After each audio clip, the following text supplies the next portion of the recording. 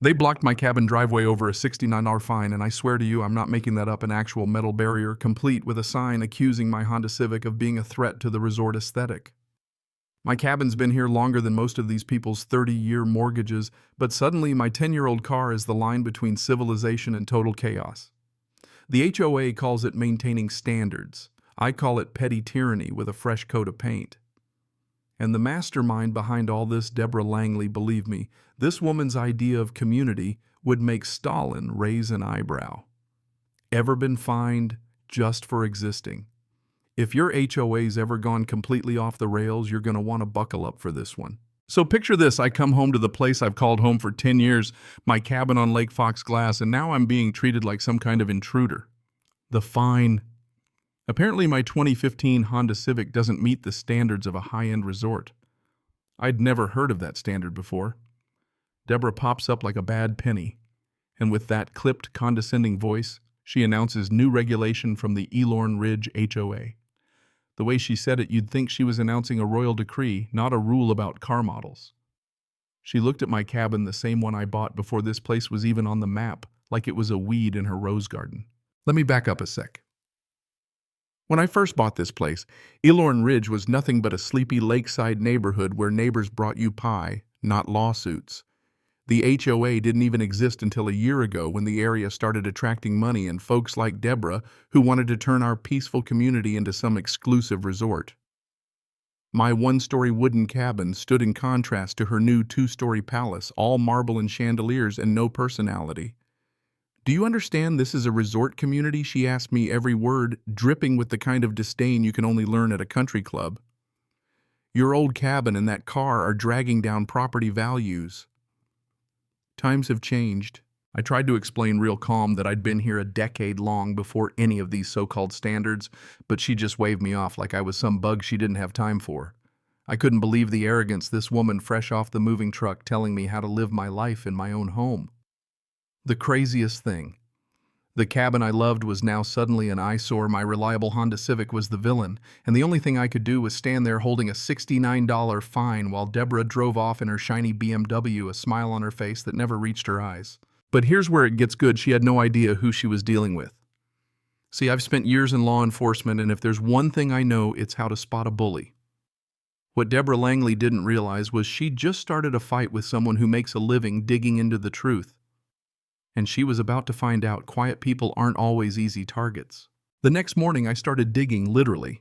I read every line of those HOA rules like I was looking for a needle in a haystack, and pretty quick the pattern became obvious. This vehicle standards rule, passed in the shadows 2 months ago, nobody told us. Worse, it only applied to my section of the neighborhood. Funny how the rules always seem to land on whoever Deborah's got a problem with. Other folks, they had pickups and old sedans parked in plain view. No citations, nothing. This wasn't about community standards. It was about singling out whoever didn't fit her vision. But here's the kicker. Deborah wasn't just rewriting rules, she was hiring muscle. She brought in these community safety officers, 2 guys in uniforms with radios and vests strutting around like mall cops on a power trip. To the rest of the residents, they looked like actual law enforcement. To me, they were private security guards playing dress-up. But you wouldn't believe how much power a clipboard and a uniform gives a guy when folks are scared. I decided to run a little experiment, took a walk around the community and watched one of these so-called officers stroll right past Steve Patterson's 2018 pickup, muddy dented and absolutely against the aesthetic. Not a glance. But my Civic sighted on sight. I started asking neighbors, and you could see the fear in their eyes. "I don't want any trouble," they'd say, glancing over their shoulder, or Deborah says, "It's for our protection." It was clear the fear was real. Betty Johnson was the only one willing to talk straight. She told me those guards just showed up one day, with Deborah calling them enforcement officers, never explaining who hired them, what they could actually do. "Feels like a police state, except the police aren't even real," Betty said. And you know what? She was dead right. That night I found another HOA notice on my door. This one claiming my cabin's paint wasn't fresh enough. My landscaping wasn't decorative. My fence wasn't aligned. The guy delivering it acted like he was handing down a court summons. Each new accusation got more absurd, but the message was clear: comply or pay. The real irony, I was an actual police chief being threatened by a guy who couldn't even spell probable cause. Deborah's strategy was obvious now: intimidate, isolate, and hope everyone just pays up or moves out. But she'd underestimated the wrong guy. I set up cameras around my property, perfectly legal, all above board. Then I started digging into Deborah's past. Turns out this wasn't her first rodeo. At her last HOA Summerwind resort, she'd run the same playbook: private security, fake citations, residents bullied into silence until someone finally pushed back. Guess who? Same security company, same dirty tactics. 3 days later, I woke up to find one of Deborah's officers supervising the installation of a metal barrier across my driveway.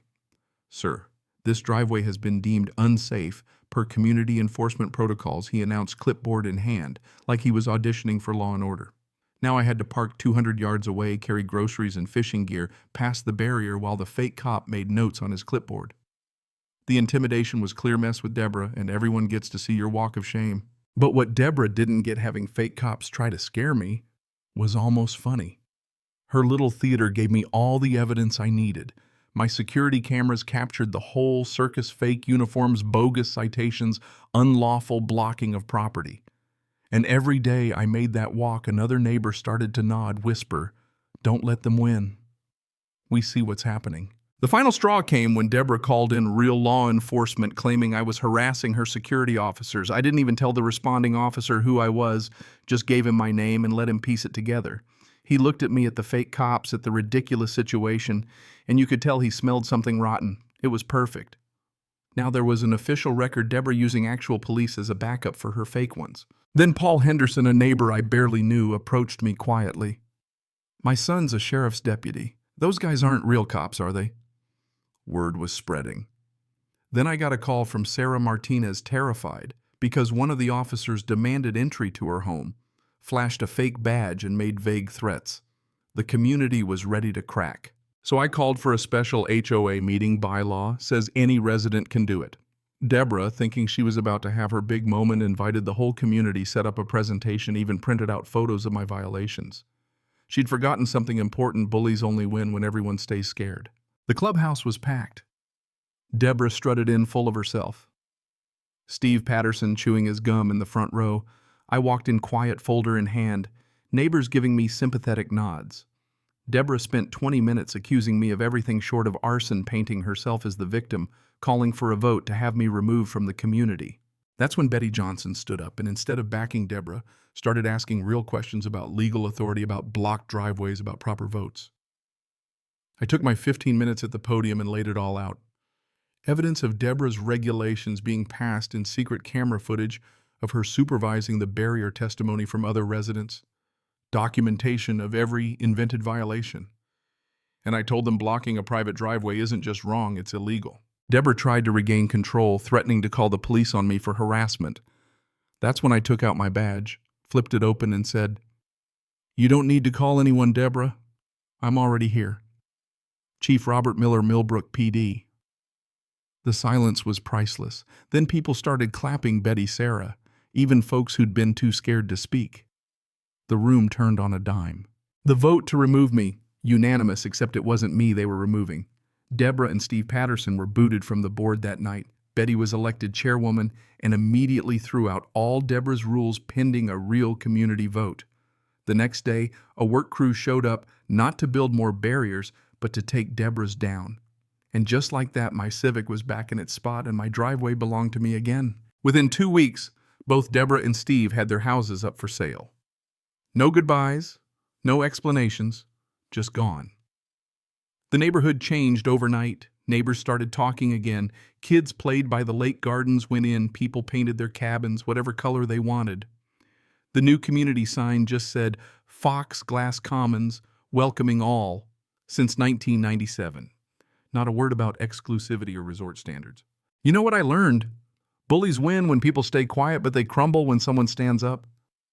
Deborah thought she'd found an easy target in the quiet guy with the old Civic. She had no idea. Sometimes the one you underestimate the most is the one who brings real justice back to the block. So tell me, where's the line between protecting property values and destroying what actually makes a community worth living in? Ever seen your own HOA cross it? I want to hear your stories. Share them below. Let's talk about what justice looks like when it's your own backyard on the line.